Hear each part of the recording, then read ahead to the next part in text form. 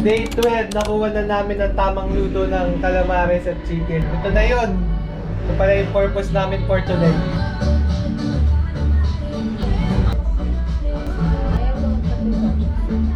Crunchy.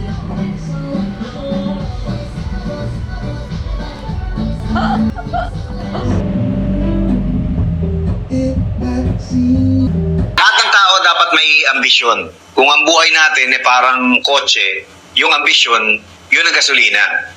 Pero dapat isipin natin na yung ambisyon, pag walang plano, nagiging pantasya. Yung pantasya para sa mga taong mga taong tamad.